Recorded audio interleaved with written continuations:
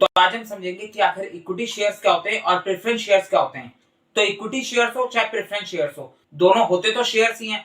तो आखिर शेयर्स क्या होता है पहले इसको समझना जरूरी है, उसके बाद आप इक्विटी और प्रेफरेंस शेयर्स का मतलब समझ पाओगे। तो अगर हम शेयर्स की बात करें तो यहाँ पर आप देख सकते हो, a share is the smallest unit into which share capital of a company is divided. Share का मतलब होता है स्मॉलेस्ट यूनिट, ध्यान रखना, शेयर का मतलब होता है स्मॉलेस्ट यूनिट जिसमें हम कंपनी के शेयर कैपिटल को डिवाइड करते हैं। कंपनी की शेयर कैपिटल जिन स्मॉलेस्ट यूनिट में डिवाइड करी जाती है उन स्मॉलेस्ट यूनिट को हम शेयर का नाम देते हैं। अगर मैं आपको इसको एग्जांपल से समझाऊं तो आप यहाँ पर एग्जांपल को देखो। हमारे पास तीन लोग हैं, तीन दोस्त हैं ए बी सी। ए के पास 2 लाख रुपए, बी के पास 2 लाख रुपए और सी के पास 1 लाख रुपए है। ये तीनों जो है अपनी एक कंपनी शुरू करना चाहते हैं जिसका नाम ये रखेंगे एबीसी लिमिटेड। लेकिन कंपनी स्टार्ट करने के लिए इनको 10 लाख रुपए की जरूरत है और इनके पास है सिर्फ 5 लाख रुपए। ए के पास 2 लाख है, बी के पास 2 लाख है और सी के पास 1 लाख है। तब इनको 5 लाख रुपए और अरेंज करने हैं। तो ये कहां से 5 लाख रुपए लाएंगे? तो ये क्या करते हैं, ये जो है अपने ही जैसे 5 लोगों को लेकर आते हैं जिनका सपना भी कंपनी शुरू करने का है, यानी वो लोग भी कंपनी स्टार्ट करना चाहते हैं। तो 5 लोगों को लेकर आते हैं जिनके पास 5 लाख रुपए होते हैं। 5 लोग कौन है? D E F G H, ये 5 लोग हैं। आप ये सर्कल देख सकते हो, राइट साइड में सर्कल बना हुआ है। सर्कल का मतलब है कि ये कंपनी है एबीसी लिमिटेड, हमारी एक पूरी कंपनी है जिसको मैंने सर्कल में डाल दिया। इस कंपनी की वैल्यू है 10 लाख रुपए। इस कंपनी के अंदर 10 लाख रुपए इन्वेस्ट होने वाले हैं, जिसमें से 5 लाख रुपए तो एबीसी ये तीनों मिलकर इन्वेस्ट करेंगे। अब बच गया बैलेंस 5 लाख रुपए। तो ये बैलेंस 5 लाख रुपए 5 लोग और मिलकर इन्वेस्ट करने जा रहे हैं जिसका नाम है D E F G H. अगर मैं डी की बात करूं तो डी जो है इस कंपनी के अंदर 5% की कैपिटल इन्वेस्ट करेगा, यानी डी जो है इस कंपनी में 5% अपना हिस्सा देगा। 10 लाख रुपए की कंपनी है, 5% का हिस्सा मतलब हो गया 50,000 रुपए। तो डी जो है 50,000 रुपए देने को तैयार है। उसके बाद अगर मैं ई की बात करूं तो ई जो है 15% यानी 1.5 लाख रुपए देने को तैयार है। एफ जो है 20% यानी 2 लाख रुपए देने को तैयार है। ध्यान रखना, कंपनी के अंदर जो पैसा इन्वेस्ट होता है, जितना पैसा कंपनी के अंदर लगा होता है उतना पैसा कंपनी की कैपिटल कहलाती है। तो यहाँ पर 10 लाख रुपए कंपनी की कैपिटल है, जिसमें से 5 लाख रुपए जो है ए बी और सी देने को तैयार है। अब बैलेंस 5 लाख रुपए की बात हो रही है जिसका कंट्रीब्यूशन जो है D E F G H कर रहे हैं। एफ जो है 20% यानी 2 लाख रुपए देने को तैयार है। जी जो है 5% यानी 50,000 देने को तैयार है और एच भी 5% यानी वो भी 50,000 देने को तैयार है। तो इस तरीके से D E F G H ने अपना अपना कॉन्ट्रीब्यूशन दिया और 5 लाख रुपए और इकट्ठे हो गए। तो टोटल 10 लाख रुपए आ गए और 10 लाख रुपए से इन 8 लोगों ने कंपनी स्टार्ट कर दी। तो हम कह सकते हैं कि अब इस एबीसी लिमिटेड कंपनी के मालिक 3 लोग नहीं है बल्कि 8 लोग हैं, क्योंकि इन 8 पर्संस ने कंपनी के अंदर पैसा लगाया है। तो इससे हम ये कह सकते हैं कि जो लोग कंपनी के अंदर पैसा लगाते हैं वो लोग कंपनी के ओनर कहलाते हैं। कंपनी उनकी होती है, वो लोग कंपनी के मालिक होते हैं। बस फर्क इतना है कि जिसने ज्यादा पैसा लगाया वो कंपनी का ज्यादा मालिक होगा, जिसने कम पैसा लगाया वो कंपनी का कम मालिक होगा। 50% इस कंपनी का मालिक कौन है? एबीसी।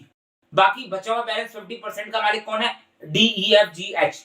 जिस हिसाब से जिसने जितना पैसा लगाया वो उस हिसाब से उतने परसेंट का मालिक है कंपनी में। तो समझ में आ गया? तो ये जो स्मॉलेस्ट यूनिट की बात करी जा रही है, ये स्मॉलेस्ट यूनिट का मतलब है कि किसने कंपनी के अंदर कितना पैसा इन्वेस्ट करा है।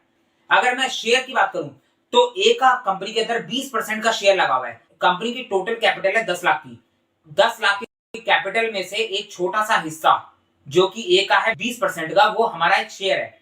तो ए ने कंपनी के अंदर 20% का शेयर लगा रखा है, उसी तरीके से बी ने भी कंपनी के अंदर 20% का शेयर लगा रखा है, सी ने कंपनी के अंदर 10% का शेयर लगा रखा है, डी ने कंपनी के अंदर 5% का शेयर लगा रखा है, ई ने कंपनी के अंदर 15% का शेयर लगा रखा है, एफ ने कंपनी के अंदर 20% का शेयर लगा रखा है, जी ने कंपनी के अंदर 5% का शेयर लगा रखा है और एच ने कंपनी के अंदर 5% का शेयर लगा रखा है। तो इस तरीके से हमने जो है अपनी शेयर कैपिटल को, यानी जो टोटल कैपिटल थी 10 लाख की, उसको हमने स्मॉलेस्ट यूनिट में डिवाइड कर दिया और उस स्मॉलेस्ट यूनिट को हमने शेयर का नाम दे दिया। इसीलिए हम कंपनी की कैपिटल को शेयर कैपिटल बोलते हैं, क्योंकि कंपनी की कैपिटल को स्मॉल स्मॉल यूनिट्स में डिवाइड कर दिया जाता है, जिन स्मॉल स्मॉल यूनिट्स को हम शेयर बोलते हैं। तो आज के बाद आप कंपनी की कैपिटल को क्या बोलोगे? Share capital. तो समझ में आ गया? आप देखो, ये तो बात हो गई कि 3 लोग थे जो कंपनी स्टार्ट करना चाहते थे, तो उन्होंने खुद का पैसा लगाया और साथ में 5 लोगों को और पकड़ के ले आए और उनका पैसा मिलाकर जितना पैसा इनको चाहिए था उतना पैसा इनके पास आ गया। तो ये तो हिसाब हो गया कि अगर आपको छोटा पैसा चाहिए, कम अमाउंट चाहिए, तो आप इस तरीके का काम कर सकते हो। लेकिन अगर मान लो आपको ज्यादा पैसा चाहिए, आपको जो है बहुत करोड़ों में पैसा चाहिए, 10 करोड़ चाहिए, 20 करोड़ चाहिए, 50 करोड़ चाहिए, 100 करोड़ चाहिए, 500 करोड़ चाहिए, इस तरीके से अगर आपको पैसा चाहिए तो आपको क्या करना पड़ेगा, आपका 2 4 5 लोगों से काम नहीं चलेगा, आपको जो है जनरल पब्लिक के पास जाना पड़ेगा, आम लोगों के पास जाना पड़ेगा और उनसे पैसा मांगना पड़ेगा। अब यहाँ पर D E F G H ने जो है, किसी ने 50,000 दिए, किसी ने 1 लाख दिए, किसी ने 1.5 लाख दिए, इस तरीके से सबने पैसा इन्वेस्ट कर दिया।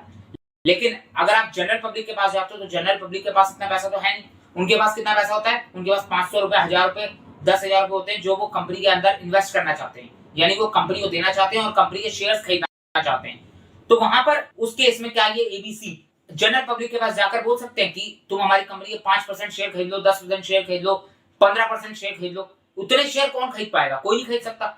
लोगों के पास 500 रुपए हैं और वो चाहते हैं वो कंपनी के शेयर खरीद ले। तो उस केस में क्या होता है, कंपनी जो है अपनी इस शेयर कैपिटल को डिवाइड कर देती है नंबर ऑफ शेयर्स में। किस तरीके से डिवाइड करती है इसको भी देख लो।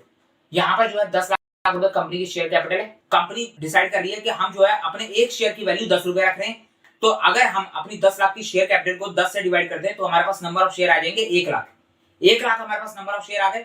तो अब हम बोल सकते हैं कि 1 लाख हमारे शेयर्स हैं, एक शेयर का प्राइस 10 रुपए है। जिसके पास जितने पैसे हैं वो कंपनी के उतने शेयर खरीद सकता है। अगर किसी को कंपनी के 2 शेयर खरीदने हैं तो एक शेयर का प्राइस 10 रुपए है, 20 रुपए वो कंपनी को दे और कंपनी के 2 शेयर खरीद ले।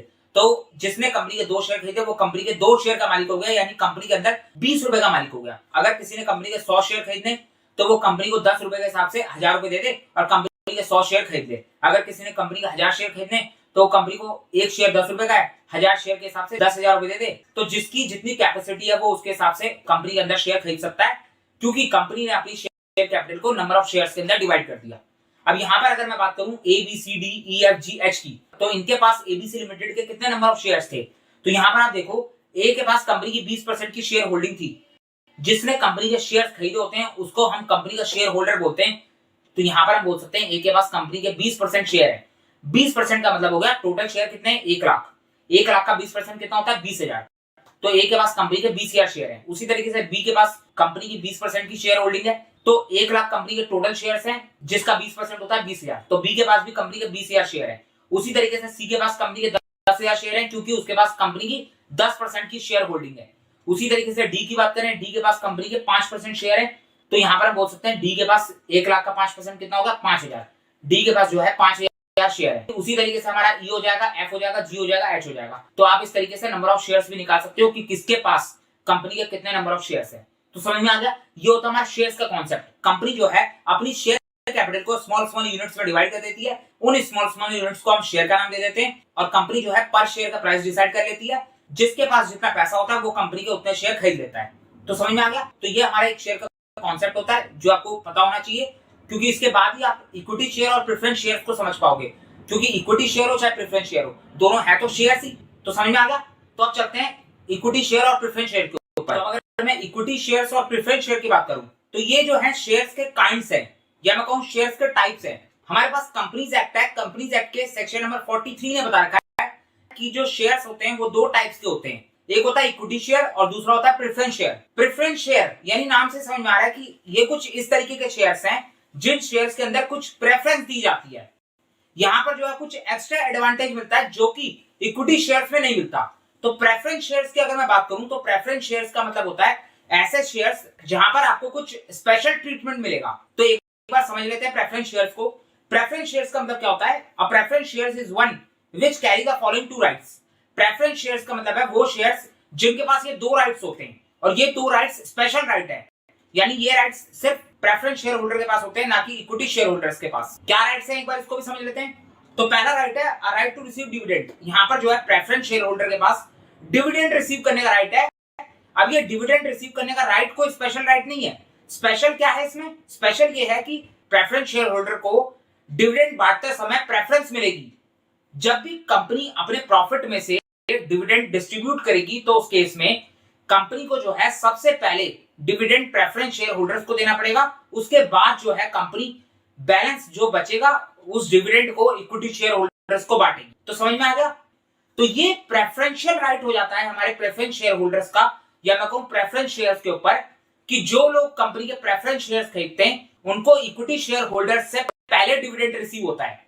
यहाँ पर आप देख सकते हो right to receive dividend at a stipulated rate. Stipulated rate का मतलब होता है फिक्स रेट। तो यहाँ पर फिक्स रेट और फिक्स अमाउंट की बात करी जा रही है। यानी प्रेफरेंस शेयर होल्डर्स को पहले ही बता दिया जाता है, जब भी कोई पर्सन कंपनी के अंदर प्रेफरेंस शेयर खरीदता है तो उसी समय पर उसको बता दिया जाता है कि तुम्हें इतने % का डिविडेंड मिलेगा या फिर तुम्हें इतना फिक्स अमाउंट का डिविडेंड मिलेगा। यानी यहाँ पर जो है डिविडेंड का रेट पहले से ही प्री डिसाइड हो जाता है। तो इसीलिए प्रेफरेंस शेयर होल्डर्स को हम एक तरीके से लोअर रिस्क वाले शेयर्स भी बोलते हैं। प्रेफरेंस शेयर्स के अंदर रिस्क कम होता है as compare to equity shares, क्योंकि यहाँ पर डिविडेंड का रेट पहले ही डिसाइड हो गया और प्रेफरेंस शेयर होल्डर्स को सबसे पहले डिविडेंड बंटने वाला है।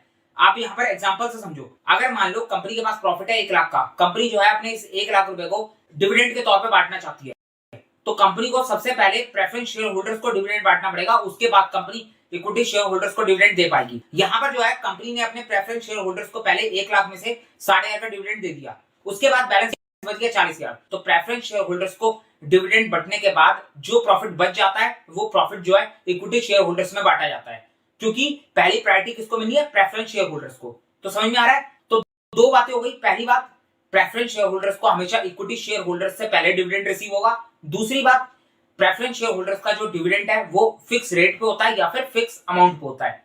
तो क्लियर है? ये हो गया पहला preferential right preference share holders का। अब अगर मैं दूसरे प्रेफरेंशियल राइट की बात करूं तो दूसरा राइट होता है a right to receive payment of capital on winding up of the company before the capital of equity shareholders is returned। यहाँ पर भी इक्विटी शेयर होल्डर से पहले आपको आपका पैसा वापस मिल जाएगा इन case of winding up. Winding up का मतलब होता है कि कंपनी बंद होने जा रही है, कंपनी डिसोल्यूशन में जाती है। कंपनी जब भी बंद होती है तो उस टाइम पर जो है एक लिक्विडेशन प्रोसेस होता है, जिस प्रोसेस के अंदर जो है कंपनी के सारे एसेट्स को बेच दिया जाता है और कंपनी की सारी लायबिलिटीज को पे ऑफ कराया जाता है। यानी कंपनी के सारे एसेट्स को बेच देंगे, उससे जो पैसा आएगा उन पैसों से कंपनी की सारी लायबिलिटी पे ऑफ कर देंगे, और अगर फिर कुछ बचता है तो वो बचा हुआ पैसा सबसे पहले प्रेफरेंस शेयर होल्डर्स को बटेगा और उसके बाद अगर लास्ट में कुछ बच जाए तो वो इक्विटी शेयर होल्डर्स के पास जाएगा। अगर हम इसको एग्जांपल से समझे तो आप यहाँ पर देख सकते हो, हमारे पास ये कंपनी है जो कि बंद होने जा रही है, जो कि वाइंडिंग अप के प्रोसेस में जा रही है। तो इस कंपनी के सबसे पहले सारे एसेट्स बेचे जाएंगे। कंपनी के टोटल एसेट थे 10 लाख के, तो कंपनी के सारे एसेट्स बेचने के बाद कंपनी के पास 10 लाख रुपए आ गए। अब इस 10 लाख रुपए में से कंपनी जो है अपनी लायबिलिटी पे ऑफ करेगी। कंपनी ने अपनी 6 लाख रुपए की लायबिलिटी पे ऑफ कर दी, तो बैलेंस कंपनी के पास बच गए 4 लाख रुपए। अभी जो 4 लाख रुपए बैलेंस बच जाते हैं इसको बोलते हैं हम नेट एसेट। अब इस नेट एसेट को जो है शेयर होल्डर्स को बांटा जाएगा, यानी शेयर होल्डर्स को उनका पैसा वापस करा जाएगा। कंपनी बंद होने के केस में जो पैसा शेयर होल्डर्स ने कंपनी के अंदर लगाया था, जितने के शेयर होल्डर ने कंपनी के खरीदे थे, वो पैसा तो उनका वापस करना ही है। तो यहाँ पर 4 लाख में से सबसे पहले प्रेफरेंस शेयर होल्डर्स को उसकी कैपिटल की रीपेमेंट करी जाएगी। तो 4 लाख रुपए की हमारे पास नेट एसेट है, उसमें से मान लो 3 लाख रुपए की प्रेफरेंस शेयर होल्डर्स को रीपेमेंट हो गई, प्रेफरेंस शेयर होल्डर्स को उनका सारा पैसा वापस मिल गया।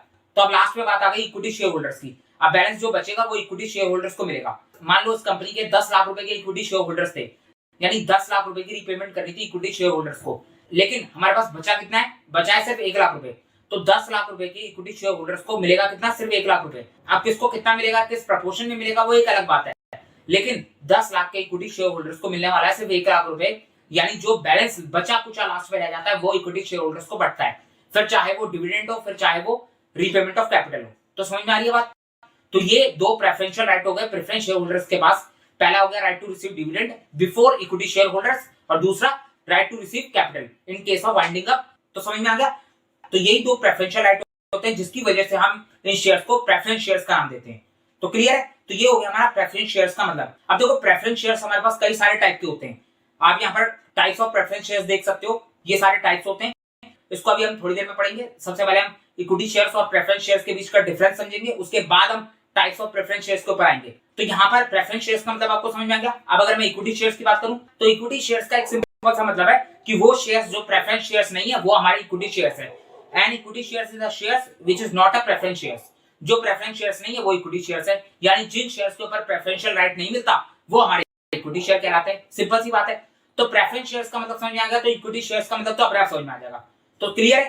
तो ये हमारा मीनिंग हो गया प्रेफरेंस शेयर्स और इक्विटी शेयर्स का। आप चलते हैं इनके डिफरेंस बिटवीन पे। तो बहुत आसान है डिफरेंस बिटवीन, एक बार इसको फटाफट निपटा लेते हैं, उसके बाद टाइप्स ऑफ प्रेफरेंस शेयर्स देखेंगे। तो यहाँ पर अगर हम डिफरेंस बिटवीन देखें इक्विटी शेयर्स और प्रेफरेंस शेयर्स का, तो सबसे पहला पॉइंट है हमारा डेफिनेशन। तो सबसे पहले इक्विटी शेयर्स को देखो। इक्विटी शेयर्स जो होते हैं उनको हम एक और नाम से जानते हैं, ऑर्डिनरी शेयर्स। तो इक्विटी शेयर्स हमारे ऑर्डिनरी शेयर्स होते हैं जो रिप्रेजेंट करते हैं कंपनी की ओनरशिप को। अब देखो प्रेफरेंस शेयर्स के अंदर भी कंपनी की ओनरशिप आती है, लेकिन इक्विटी शेयर्स को हम बोल सकते हैं कि इसके अंदर कंपनी की ज्यादा ओनरशिप आती है, यानी आप बोल सकते हो कंपनी के असली मालिक कौन है, वो है हमारे इक्विटी शेयर होल्डर्स। तभी तो वो सारा रिस्क उठाते हैं, उनको सब कुछ आखिरी में मिलता है, जो बच जाए वो उनके हिस्से में आता है, यानी फायदा हो तो भी उनका, नुकसान हो तो भी उनका।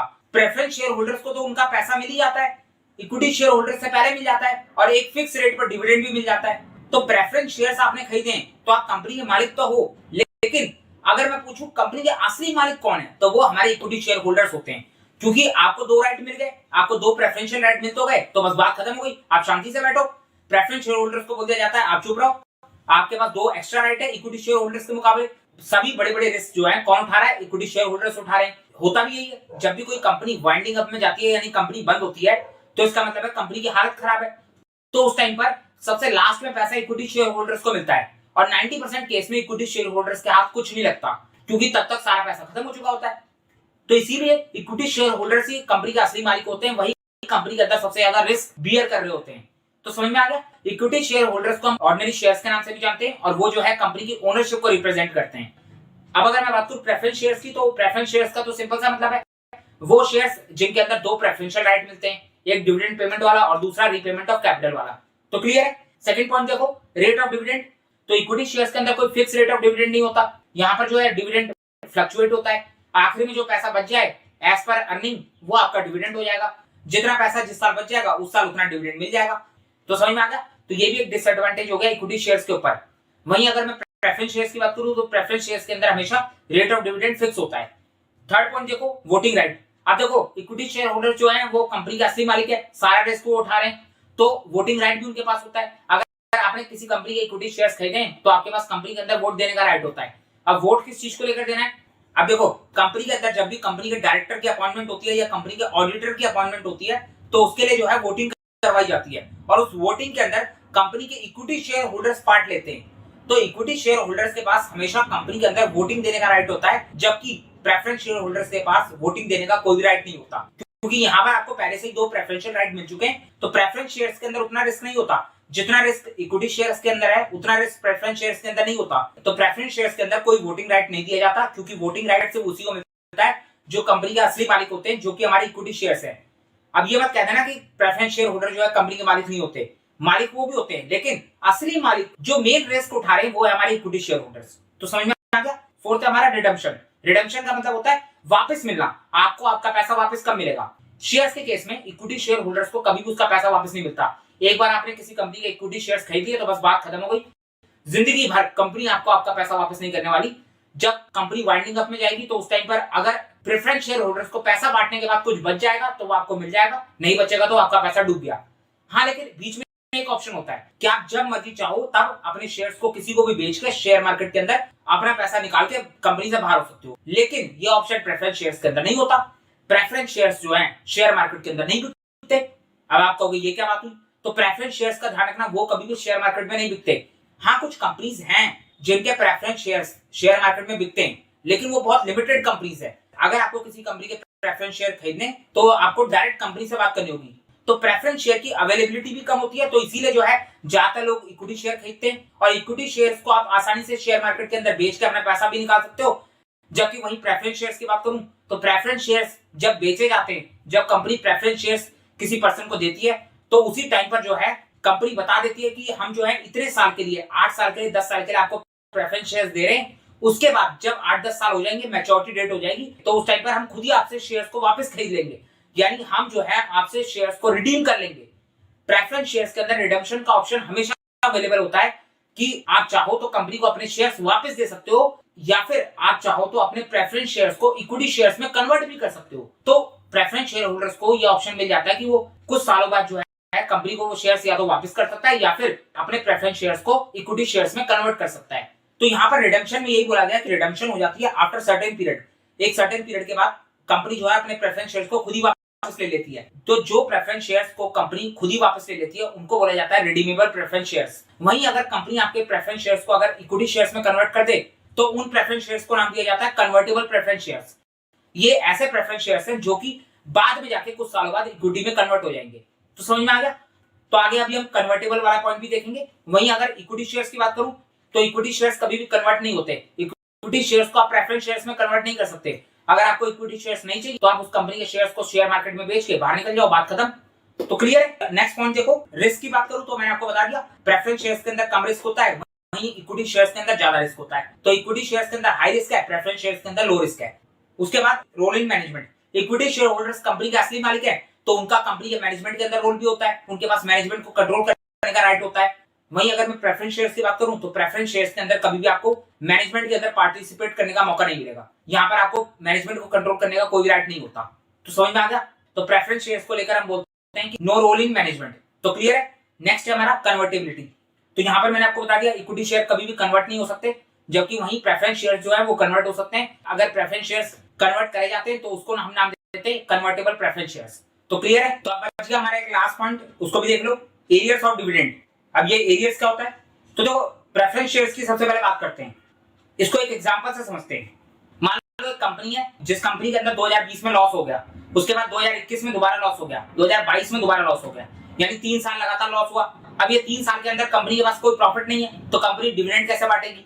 डिविडेंड का मतलब तो आपको पता है ना, डिविडेंड का मतलब होता है प्रॉफिट का वो हिस्सा जो शेयर होल्डर्स को बांटा जाता है। तो 2020, 21, 22 ये 3 सालों के अंदर इस कंपनी को कोई भी प्रॉफिट नहीं हुआ बल्कि लॉस हुआ है। तो यहाँ पर ये 3 सालों में कंपनी ने कोई भी डिविडेंड नहीं बांटा। वहीं 2023 की बात करूं तो अगले साल जो है कंपनी को प्रॉफिट हो गया, तो यहाँ पर कंपनी ने सोचा कि हम डिविडेंड बांटते हैं। तो अब यहाँ पर कंपनी जब डिविडेंड बांटने गई 2023 में, तो सबसे पहले डिविडेंड बटेगा किसको? प्रेफरेंस शेयर होल्डर्स को। तो कंपनी ने जो है प्रेफरेंस शेयर होल्डर्स को 2023 का डिविडेंड बांटा।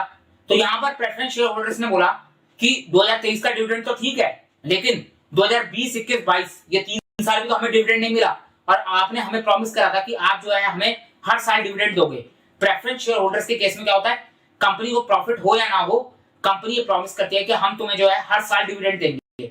अगर कंपनी को लॉस हो रहा है तो उस साल हम तुम्हें डिविडेंड नहीं दे पाएंगे, लेकिन आने वाले सालों में जब भी कंपनी को प्रॉफिट होगा तो उस साल जो है कंपनी प्रेफरेंस शेयर होल्डर्स को पिछले सभी सालों का डिविडेंड भी बांटेगी। तो यहाँ पर 2023 के अंदर कंपनी जो है प्रेफरेंस शेयर होल्डर्स को 2023 का डिविडेंड तो देगी, साथ के साथ 2020, 21, 22 का डिविडेंड भी देगी। तो ये जो 2020, 21, 22 में कंपनी ने प्रेफरेंस शेयर्स को डिविडेंड नहीं दिया, इस डिविडेंड को कंपनी एक्यूमुलेट कर देगी, यानी कंपनी इकट्ठा करके अपनी बुक्स के अंदर लिख के रखेगी कि 20 में प्रेफरेंस शेयर्स का इतना डिविडेंड था, 21 में इतना था, 22 में इतना था। इन तीनों को इकट्ठा कर दिया जाएगा जिसको हम कहेंगे एक्यूमुलेटेड डिविडेंड, या फिर इसको हम बोलते हैं arrears of dividend. Arrears of dividend का मतलब होगा ये इकट्ठा वाला वो डिविडेंड है जो कि बटा नहीं है, जो कि अभी डिस्ट्रीब्यूट नहीं करा गया। तो यहाँ पर 20, 21, 22 का डिविडेंड एरियर में था, या फिर आप कह सकते हो कि ये एक्यूमुलेटेड डिविडेंड था जो कि होल्ड करके रखा हुआ था कि अगर अगले साल प्रॉफिट होता है तो अगले साल 2023 के डिविडेंड के साथ साथ 2020, 21, 22 का डिविडेंड भी बांट दिया जाएगा। तो प्रेफरेंस शेयर होल्डर्स के अंदर ये एक और बेनिफिट हो जाता है कि प्रेफरेंस शेयर्स को एक्यूमुलेटेड डिविडेंड मिल जाता है।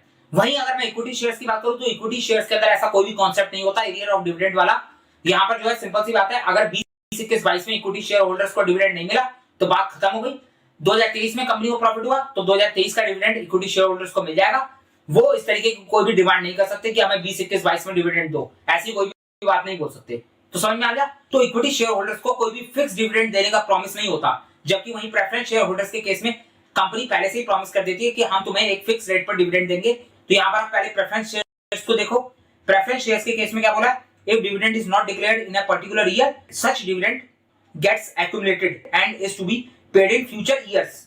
वहीं अगर इक्विटी शेयर्स की बात करूं तो equity share holders are not entitled to any fix rate और amount of dividend if dividend is not declared in any year such dividend lapses. अगर किसी साल डिविडेंड नहीं बांटा जाता तो वो डिविडेंड इक्विटी शेयर होल्डर्स का लैप्स हो जाता है, खत्म हो जाता है। उसके बाद अब आगे आपको पिछले सालों का डिविडेंड नहीं मिलेगा, जो डिविडेंड खत्म हो गया वो खत्म हो गया, बात खत्म। तो समझ में आ गया। तो ये हमारा डिफरेंस बिटवीन होगा इक्विटी शेयर्स और प्रेफरेंस शेयर्स का। हमने शेयर्स का मतलब समझा, इक्विटी शेयर्स का मतलब समझा, प्रेफरेंस शेयर्स का मतलब समझा, उनके बीच का डिफरेंस समझा। तो आई होप आपको ये टॉपिक क्लियर हो गया होगा। अब इसके बाद हम अपनी नेक्स्ट वीडियो के अंदर बात करेंगे टाइप्स ऑफ प्रेफरेंस शेयर्स, क्या फिर प्रेफरेंस शेयर्स कितने टाइप के होते हैं। तो हमारे पास कई सारे टाइप्स के प्रेफरेंस शेयर्स होते हैं, उनको भी हम डिटेल में समझेंगे। तो यहाँ पर इस वीडियो को यहीं एंड करते हैं। अगर आपको वीडियो पसंद आए तो आप इस वीडियो को लाइक करना, चैनल को सब्सक्राइब करना, वीडियो को ज्यादा से शेयर करना। नीचे डिस्क्रिप्शन बॉक्स में आपको टेलीग्राम ग्रुप का लिंक मिलेगा, उसको जाके ज्वाइन कर लेना। तो हम मिलते हैं अपनी नेक्स्ट वीडियो में। जब तक के लिए thank you for watching this video.